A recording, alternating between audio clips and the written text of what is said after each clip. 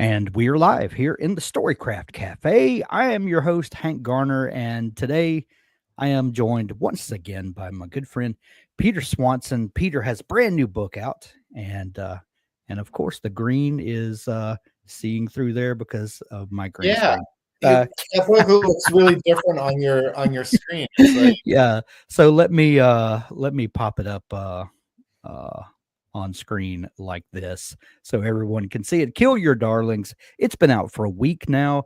I've had a pre release copy from Peter's publisher for a while now. I love this book.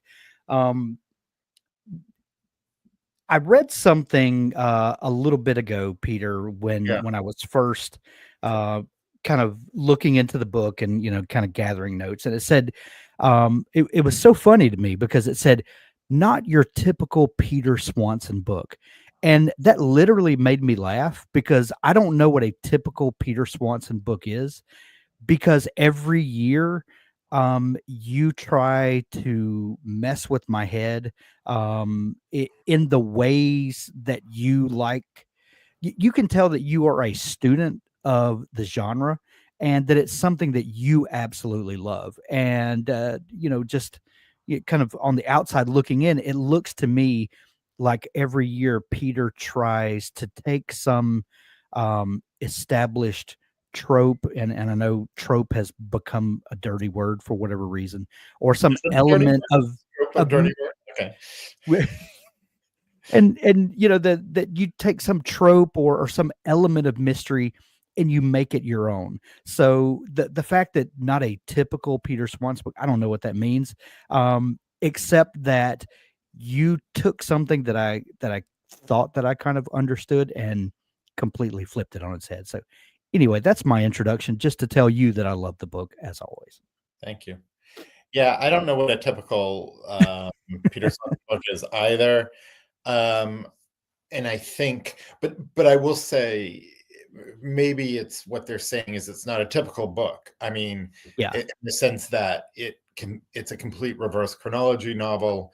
Um, it doesn't so much as play with time, which I think actually a ton of mystery novels do, and a lot of contemporary mystery novels do play a lot with time. They often have two timelines and you're bouncing back and forth. But this one just starts at the end and then goes in a linear fashion backwards. So I Right. suspect in a way that's what they're saying. Yeah.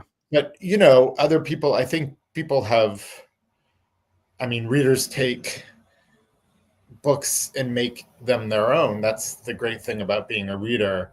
And some people have a very distinct vision of what one of my books will bring. That in some ways might not necessarily be what I might not know about that.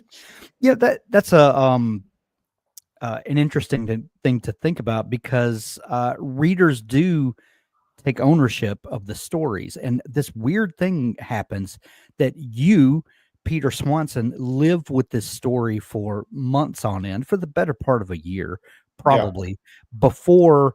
Um, you know, Publishing ultimately is a very collaborative process at a certain point. But before that, it's just you and the story. It's you and the yeah, keyboard kind of alone with these characters and all of that. And it's solely yours until it's not. And it's this weird thing that when it is birthed into the world, when it's published, other people kind of take ownership of it and it becomes a very personal. People have relationships with books that supersede the relationship that the writer has with the book, and it's kind of weird, how that happens. Was that something difficult to kind of come to grasp with, that come to terms with, that this thing that's so personal to you, one day other people will have that same feeling and sense of ownership and all of that? well, I'd say it's strange, but also it's what you're looking for is for people to react to your books in such a way that they have strong feelings about it, even to the point maybe of um, you know, believing in something that happens after the story ends, that they're convinced, and it Yeah. doesn't matter actually. And something like that never matters if I say it was intended or not, because if it's there, it's there. But I mean, it is always an odd thing when, well, in pop culture, sometimes people turn on the makers. I mean, I always think of George Lucas, who created Star Wars trilogy with such a fan base that they Yeah. saw him as a traitor when they didn't like his next trilogy. Right. And they turned on him. Right. And because the Star Wars universe grew beyond the person who created it. So that must have been a strange feeling. So, but obviously the they come out of my head, I put them out in the world, and then it's out of my hands. Also, how people react is out of my hands. I mean, it's and if people have very strong feelings, that's a good thing. Yeah. Yeah. Um, Before you were published, you worked as a bookseller, a teacher, a bartender, Mhm. a blogger. We've talked about this in the past, but and I know that you wrote for yourself for quite a while, and that you wrote poetry and short stories. Yeah. What was the first thing that you wrote that made you feel like a writer? That doesn't have to be the first thing you published. What's the first thing that you wrote that gave you that feeling that okay, I know that whether I'm ever published or not, I have this gift, I have this thing that I have to this itch I have to scratch. Well, I think you said two very different things. I mean, there's the Okay. gift, and then there's the itch you have to scratch. I've had the itch for a long time. The Yeah. gift I'm still wondering about, but I think there's a few moments, but I'll pick one. Um, because as you said, I was dabbling. So I was writing Yeah. poetry and short stories, getting a fair amount of writing time in, but I think I was sort of mid-30s, and what I really wanted to do was to see if I could write a novel. Um, I wasn't I wasn't necessarily like, I'm going to write a novel and publish it. I was like, I want to see if I can write a novel and get to the end of it. And I came up with this idea of a whodunit. The protagonist was a poet who gets a job as a visiting writer, and one of his students dies, and he investigates it. And I set it up very much like a whodunit, which was a form I knew really well. And I gave myself a little bit of an outline to sort of know I could get to the end. And I will say that the day that I finished that book, a book that was never published, by the way, Hmm. was probably my second best writing day of my life, because I felt like I had done this thing. Yeah. I successfully written a book. I didn't necessarily think it was a great book. I'm not sure it was, Yeah. but I knew that it made sense. I knew that it had a beginning, a middle, and an end. I knew it Yeah. was the right length, and I felt like I had done. I suppose it's like when a carpenter puts together a chair, Yeah. and you can sit in it. It was kind of like that. I was like, Yeah. this is a novel someone could read as a novel. It might not be the most beautiful novel, just like it might not be the best chair you've ever seen, Right. but that felt like, oh, I can do this. And Yeah. maybe, well, and then the other thing that happened was I actually really loved writing the novel more than I had loved writing poems and short stories. So I kind of found my medium as well. Love it.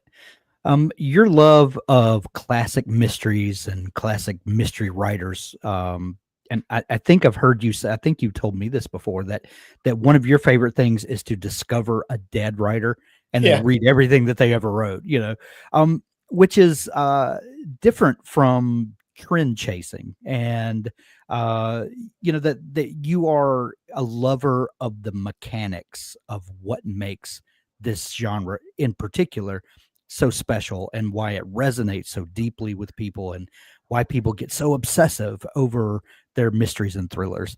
Um, when you're thinking of a new book, do you kind of reach back into your toolkit of all the things that you've observed other writers doing, and do you kind of pick out a thing like this is something I'd like to explore this time, or like how do you start thinking about, because I think you've told me in the past that you're not a planner per se, Yeah, but you do kind of start with an idea of a circumstance, or maybe there's a plot device, if you will, and you want to explore it. And then of course you have to have characters that people can love or love to yeah. hate, or what, something they can latch onto, and then you're off to the races. But do you kind of start thinking about, these are some things that have worked in the past, let me see if I can do something with that? Like, how do you think about the things that have been done in the genre?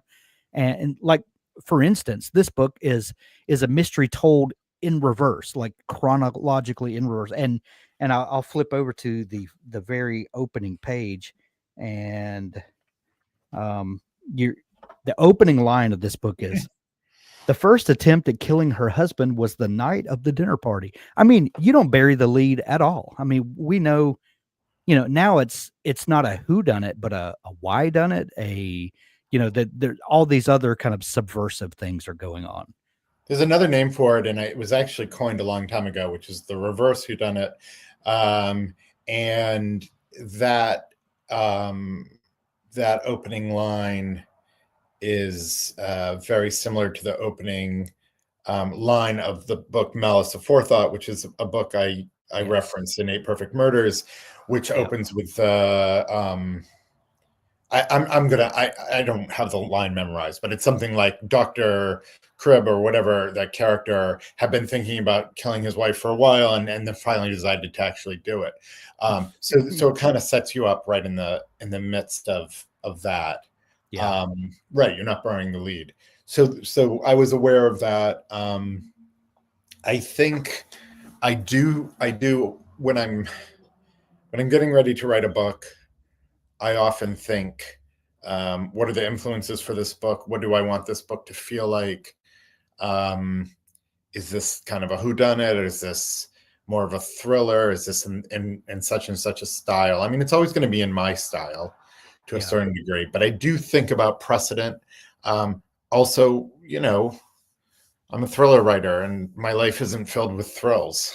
Um, so I don't pull from. But you I'm do have cats. I'm not. Yes, yes. I could write a book about cat. I'm not.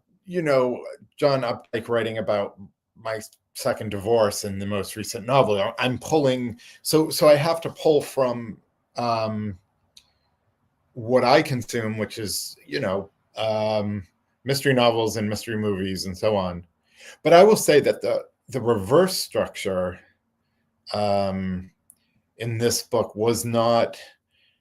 There's actually not a lot of precedent for that. But one of the things I was thinking about a lot when I set out to write this book in terms of character was um, I was thinking about double indemnity. I was thinking about the adulterous couple that, when they're young, plot to kill a husband or a wife for the money or to get free or whatever.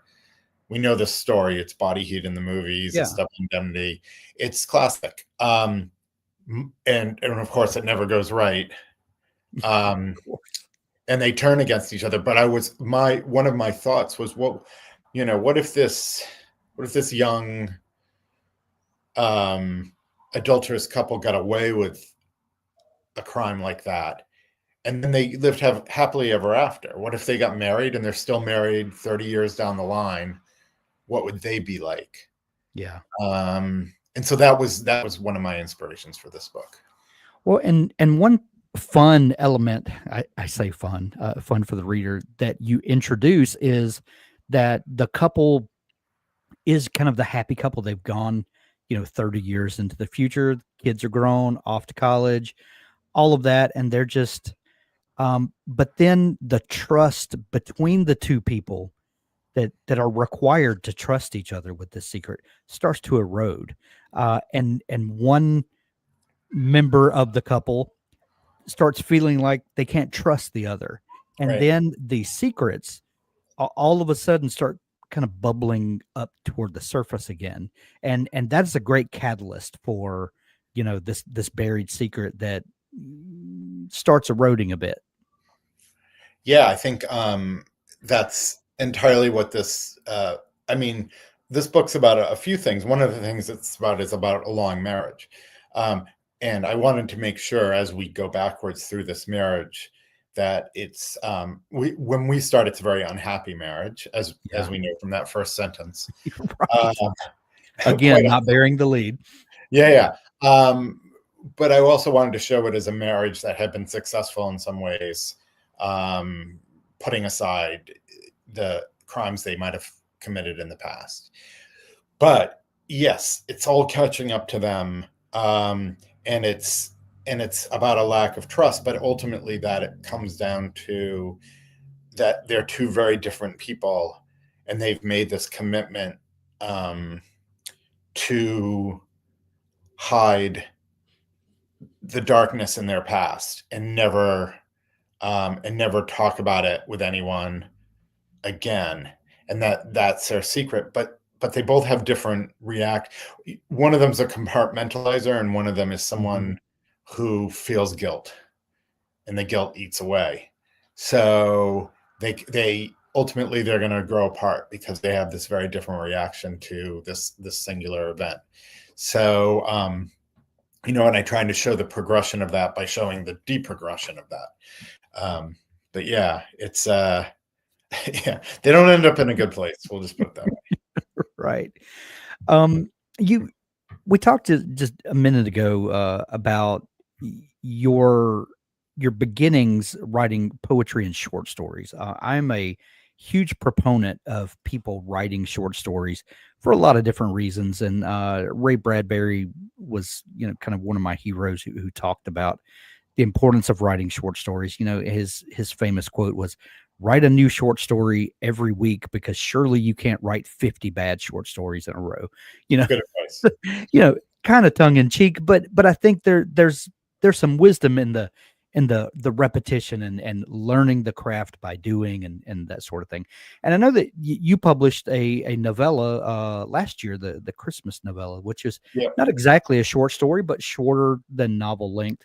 Um, have you thought about revisiting the short story form? You're an established successful novelist at this point, obviously.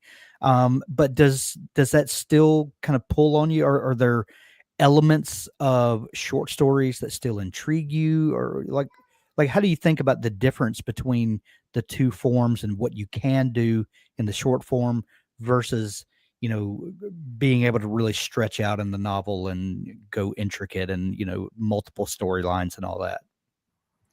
I love short stories, reading them. I love crime short stories in particular. Anything with kind of a cool little twist at the end. I write short stories. I just wrote one. I probably write a couple a year. I find it so hard. I don't like writing them. One of the reasons I write them is to kind of make myself do it, and also because I have ideas, and Yeah. I always think it's going to be a little easier. And for whatever reason, it's always I just get I think because you're only putting down 4,000, 5,000 words, you're kind of Yeah. like every word has to count, and I find it hard to do. And I know I'm not the only writer who said that. Yeah. I'm much more comfortable being in the midst of a big book and feeling like the leeway there. That said, I've written a number of short stories. Um, I'm happy with some of them, but a lot of them I'm not happy with. They just didn't turn out what I had hoped. Um, but I will say, conversely, the novella length, which is I don't know how you define it. They define it 20,000 to 40,000 words or something like that. Yeah. To me, so it's about 100 pages, 30,000 words. Um, that is my length. I love writing at that length. Um, it's I feel like it's like a mini novel, and you can do. I mean, you have the novel's ability to sort of build your characters and put them in a variety of different settings and scenes in a way that you can't always with a short story. But you also have the short story's ability to really um, have sort of one creepy idea, one great twist, one great crime situation or murder or something that you can explore that you don't have to pad out to get it to novel length. I love novellas. I think it's a great length for crime stories. And I'm actually in my next book, and it won't be out this year, but next year will be another Christmas novella crime story. And I have just written a draft of that, and I really enjoyed it. I mean, and it's, to me, it's like that 100 page thing. Unfortunately, Yeah, as you know, novellas are not, they're kind of the orphans of the, they are, and I wish we could really work out whatever in the marketing or whatever, because I think novellas, short stories, they do so much, not only for the I think they're hugely beneficial for writers, because and we kind of did this short story challenge as a group earlier in the year, and my thesis that I told my compatriots who were kind of leery of writing short stories. I said that writing short stories makes you a better novel writer, and I think we kind of worked that out. If you can figure out the art of brevity, then when yeah, you have an unlimited space, it really gives you more tools in your toolbox. But you said something interesting a minute ago, that you had written some short stories that didn't work. And then you talked about that first novel that you wrote that was never published. An interesting thing that I've uh, learned from writers along the way is that some people will write a novel or a short story or whatever, and it will not work. It is not publishable. No one, will buy it or whatever. And they just stick it in the desk drawer and they go write another novel. And then, and they keep doing that process until they hit on one that does work for whatever reason. Maybe it's their skill level increases. Maybe the market has changed, whatever that the reason doesn't matter, but they move on to another project. Other writers I've met will take a project, it doesn't work, it doesn't sell. They take that same book back, they rework it, yeah, they attempt, and then either it does sell or they go back and they wood shop it some more until ultimately it does sell. And they just keep reworking that one book over and over. Um, do you have any idea why people fall on one end of the spectrum or the other? Like, if a story is not working for you, are you ever tempted to deconstruct it, figure out what's not working, or are you happy to just, because we all know writers have no shortage of ideas. Ideas are not the problem. right, Executing the ideas is, right. is where the challenge is. But how do you think about that? Um, I'm sort of down the middle. So I do. I mean, I think first of all, it is a personality type in directors. It's like it's probably the same thing like the home cook who will not throw out a scrap and will find a way to like make use of that leftover piece of prime rib and make a soup out of it, and you don't. And then there's the type of person who's like, no, I'm done with this, and I throw it away. So it's the same in writing. There's just a personality type. Some people don't want to waste anything they've written, and they'll Yeah. find a way to incorporate it. I mean, some of the big writers like Agatha Christie and hugely Raymond Chandler, who Mm. like just cannibalized their own work and Yeah. sort of redid it. I mean, they would sort of, I mean, Raymond Chandler would take two earlier short stories and then put them together and try and get a novel out of them. So they was always Right. trying to like um, even reuse some of that work. Um, I, I say I'm down the middle because, for instance, the poet novel, I sent it out. I mean, I tried to get it published, Yeah. and I did a lot of tinkering with it. I tried to make it better, and it just didn't get there. And then I think at some point I just said, I think at some point you have to make a call and say, Yeah. okay, this one's not working. I'll make my next one better. So that's, I just hit a point where I'm like, um, and I have, since I've been published, I have a few half novels that I got stuck on, and I'll occasionally return to those and try and salvage something out of them. Um, but I think it's also good to know, or just to say at some point, like maybe this one wasn't meant to be. Yeah. and let it go. Yeah. They And can't all be gems. that's a difficult call because I know some professional songwriters that their day job is to write songs, and Yeah, they know every single day they have to write another song. right, And if this one doesn't work, they'll just come back tomorrow and write another song. right. Well, that's a very different thing from having 100,000 words that it took you Yeah, months to put together. You think you've told me before that you wite about 1,000 words a day. yeah, That's 3.5 months of yeah, of course. everyday writing. If you take Yeah, weekends off, that's 4.5 months. right. That's a big commitment for something that maybe works, maybe doesn't. Like that, you have to. I guess at some point you have to be brutal about making the call. Like you say, especially if it's a novel.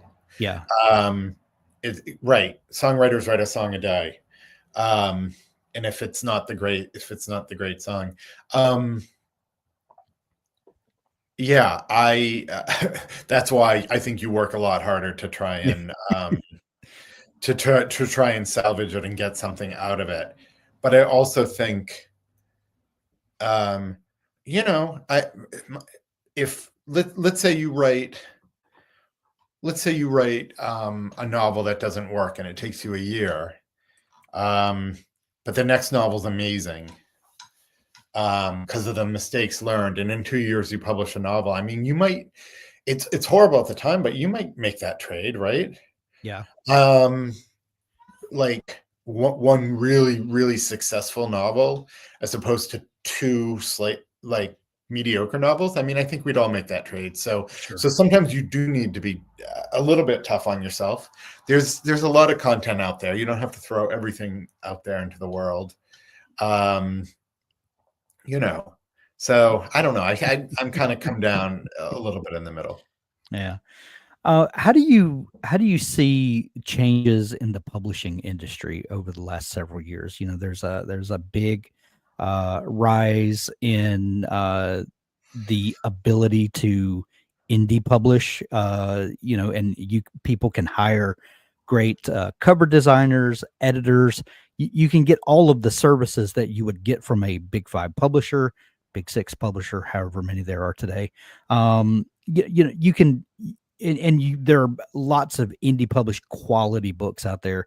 Um, Also the rise of audiobooks, the way people consume books, the Kindle, which is a almost 15-year-old story now at this point, kind of changes the way people consume books, how they buy books.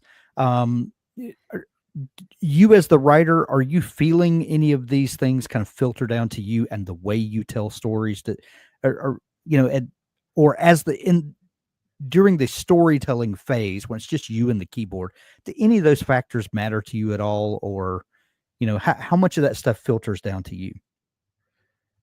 None of it when I'm Good. writing at all.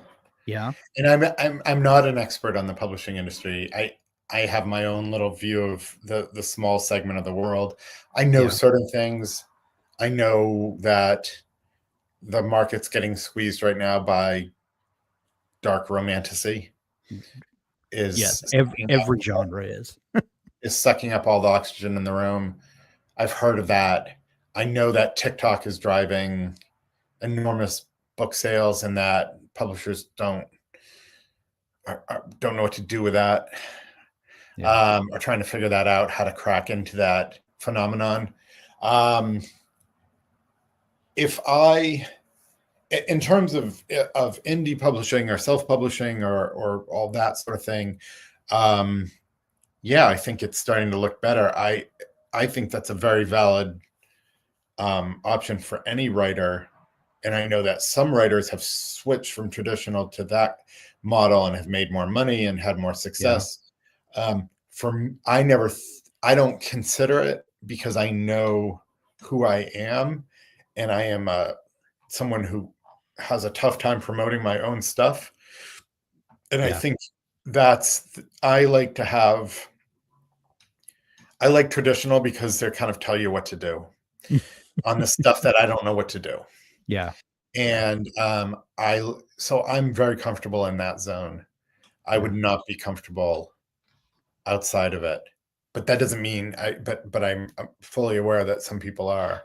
But yeah, that's kind of the extent of it. I mean, I obviously know Yeah. probably more than um, a regular person, but I don't. I'm no big expert Yeah. on the Well, trends. and at this point, whether you're indie published, whether you're traditionally published, at some point you kind of have to take your writer hat off and you have to put your business hat on. Yeah, At some point you have to sell your book, and like we're doing this that's conversation kind of what today. I'm doing right It, now. Yeah, yeah, yeah. So that's all part of it, but you kind of hope that the purity of the art is protected at some point. And at the end of the day, none of us got into writing to sell books necessarily. We wanted to tell a story. We had a story we thought we could tell, and at some point the purity of chasing this art has to win out at some point, I hope. it's interesting. I now that you said that, I'm sort of thinking of other conversations I've actually had with my wife, and I have a couple author friends who consider themselves more like writers for hire. Like, um, I didn't know this about publishing. It hasn't happened to me that sometimes publishers will essentially give you the title to write the book, and they'll be like, we're looking for this kind of book. This is going to be the title. This is going to be the artwork.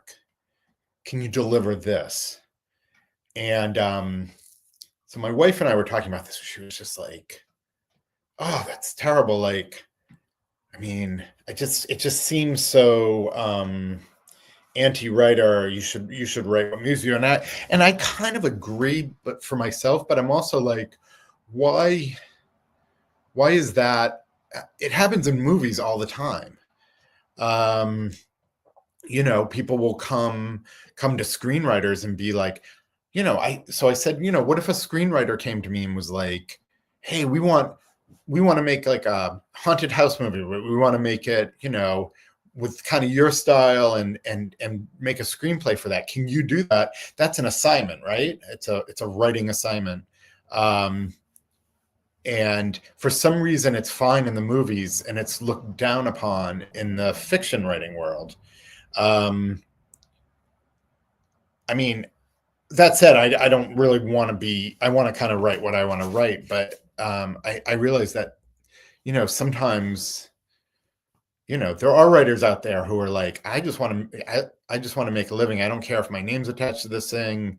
Um, I just want to put this out. And of course, there's all sorts of ghostwriting you can do for Amazon books. You can write quickie horror novels, quickie erotica, quickie crime stuff. I mean, there's lots of things you can do in the writing field, and I'm not against any of it. I mean, I think you have to be who you are. You have to be true to yourself. That's the only thing. Um, but you also have to make a living. So I don't know. I don't know. What do you think about that stuff?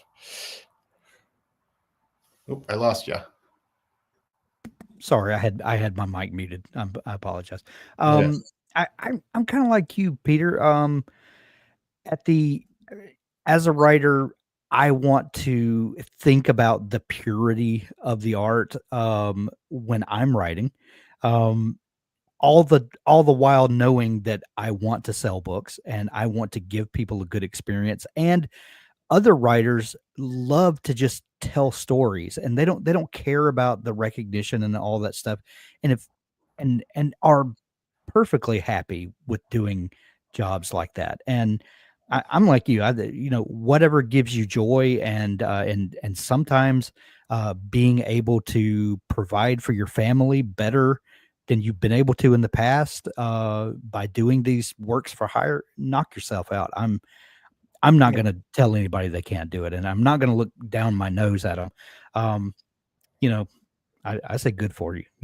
If we're in that sort of economy where that kind of thing can happen, then go for it. Yeah.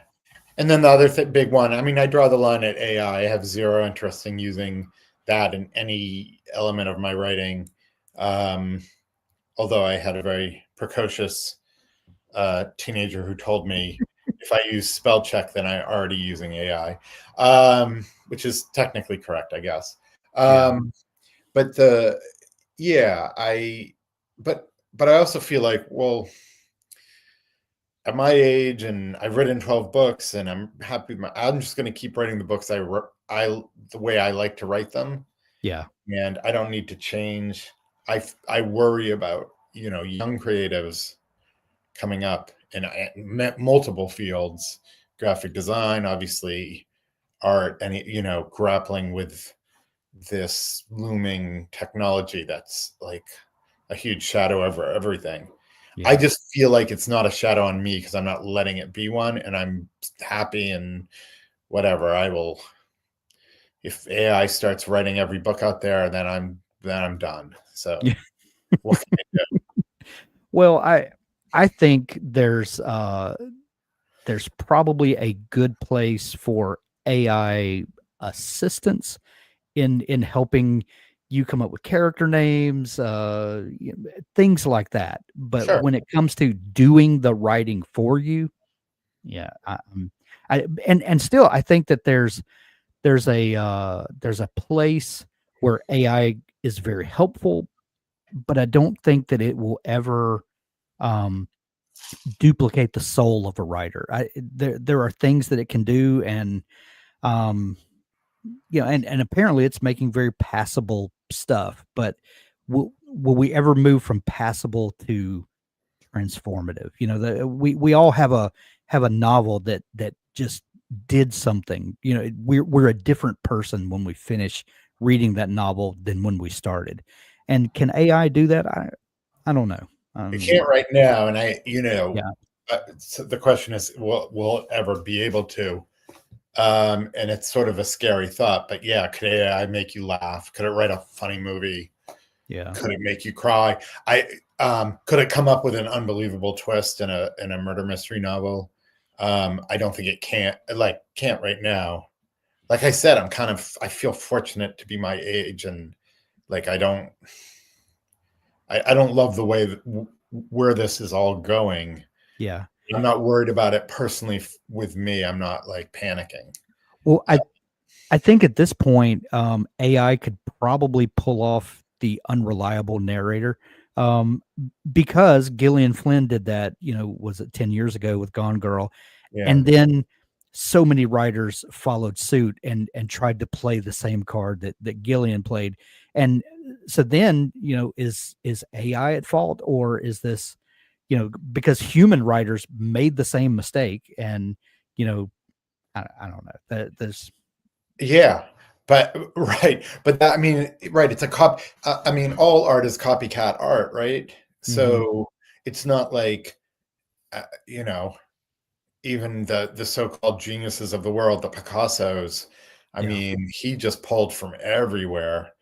African art, primitivism, Yeah. Cuba. He was copying lots of stuff. So that's, I mean, artist copycat, but it's always a human doing the copycatting. It's very strange to think you'd have artificial intelligence Yeah.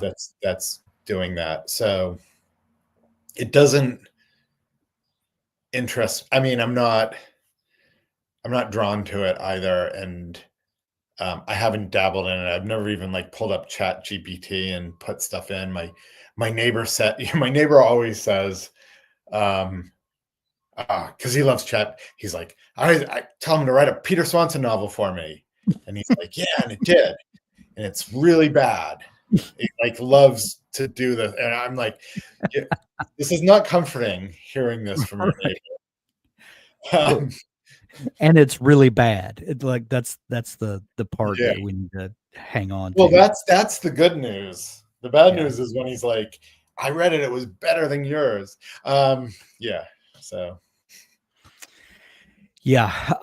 The title of your new book, Kill Your Darlings, if you're familiar with with writing craft, and if you've heard this phrase, other people that are not maybe clued into the writing craft world may not get the pun in the name, but uh, tell me about landing on this title. What it there's double meaning, obviously, but it's kind of a tip of the hat, a nod to people that are clued in to this sort of thing.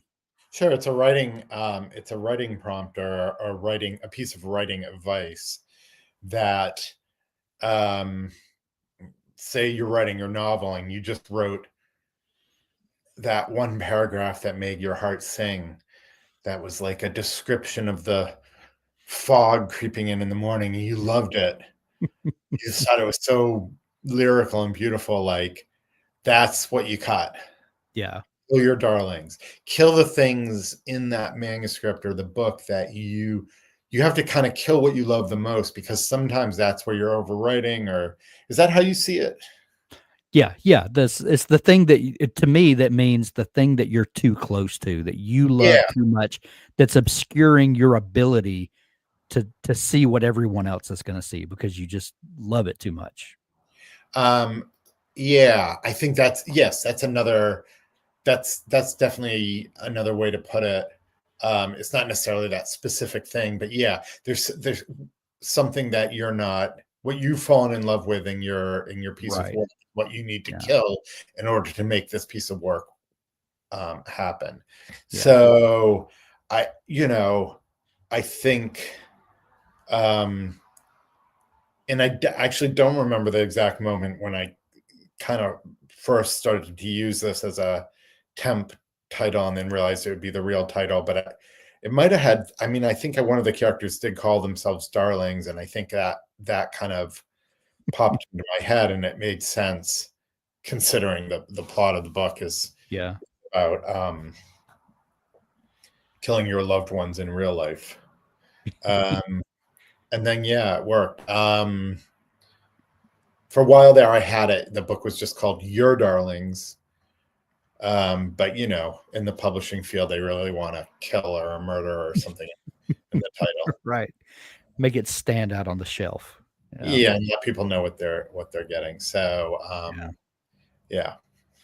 You said a little while ago, you're like, this book is about this, or we deal with this topic. Um, how often, or how early in the process do you kind of start thinking about theme, or is it one of these things where you write the book and then looking back you see that this theme has emerged that you didn't try to, but maybe your subconscious was wrestling with it? Like how does theme work into the process of laying out a book? I so it's so sometimes it's halfway through and you realize, like, you kind of figure out what the theme is or what some of the themes of the book are without knowing them. I think um early on this book, I mean, it sounds weird to say I realized the theme was the sort of it's about marriage, when obviously it's about marriage, but I didn't realize how much it was about marriage. A theme that sort of arose was alcoholism, to deal with trauma, things like that. And then sometimes, I mean, someone pointed out, well, this was interesting. Someone pointed out to me that uh, my books often contain characters who are failed writers in one way or another, which is entirely true if I think back on it. But at the time, I was like, oh, I didn't really realize that. So sometimes you don't know. But I think the important thing is, and maybe this goes back to Kill Your Darlings a little, like, if you sit down and start writing your book and you're concerned more with theme than story, I think you're already maybe a little bit in trouble. If you're trying to push a message, it's best to let those kind of bubble up under the surface. And if you start trying to highlight that big message or that big subject, I think that's a situation where you might want to kill those Yeah. moments. But it is interesting to, like, be halfway through a book and be like, oh yeah, that's what this book is about. Besides the obvious, which is the primary mover of the book, which is when you write genre, is writing a suspenseful book with some surprises and twists, hopefully, Yeah. and telling a compelling story. I mean, that's my first goal. All the rest kind of is secondary but important. Yeah. We had a really interesting comment from Hope that I'm going to pop up on the screen here for a second. And it's not popping up on the screen for. I can. There we go. There we go. She said, "I was first writing my current work in process in third person. I realized my characters wanted to tell their own story in first. I resisted partly because I love some of what I wrote in third." Um, do, uh, how do you start thinking about character point of view? And are you solidified on that from the beginning? Do the characters kind of tell you, that they want to tell their own story? Are you thinking about the omniscient third person narrator ever? Because it's kind of a big decision that needs to be made pretty early in the book if you don't want to do massive revisions later. Yeah, I've changed an entire book from first to third, and that was Murder. fun. Yes, that's one of the hope. It's a big decision early on. So I always have these, once you have the story, right? Then there's an enormous decision, which is who is telling this story, from whose perspective is this coming at you. And then once you know who that is, maybe it's multiple people, maybe one.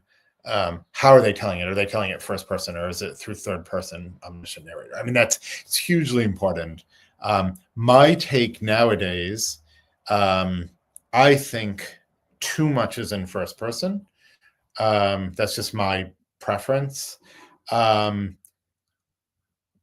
I've written a number of books in first person. I think there needs to be a reason for it to be in first person.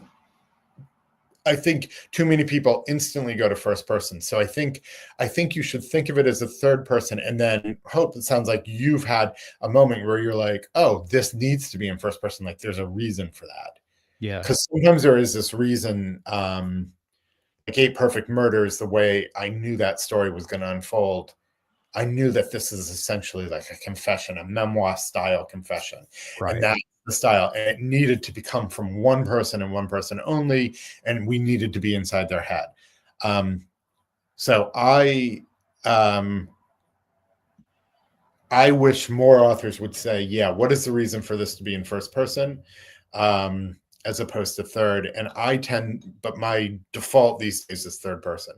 But it sounds like if you're in the midst of writing this book and something's telling you it's first, then it's first. Yeah. I love the third person, especially a third person omniscient narrator. I just love that. And I know that it has fallen out of style and come back in that, but but that's another reason to chasing trends will drive you mad. The story is what it is, and there'll be a market for it now, or put it on the shelf for a couple of years. It'll be back around. Don't worry about it. You mean I should shelf my dark romantasy novel? I think you need to come out with that today, Peter. That's strike while the iron's hot. That's I think yes. Obviously, don't chase trends. Because one, you shouldn't do it. You should write whatever is inside of you. But two, by the time your book comes out, it's God knows what the trend will have changed. And but I personally feel I think there's too many books in the first person. Yeah, I agree. And I'm guilty of that myself as well, maybe. Yeah. The new book is Kill Your Darlings. It's been out for a week now. I absolutely love this book, Peter. I look forward every year to a new Peter Swanson book coming out.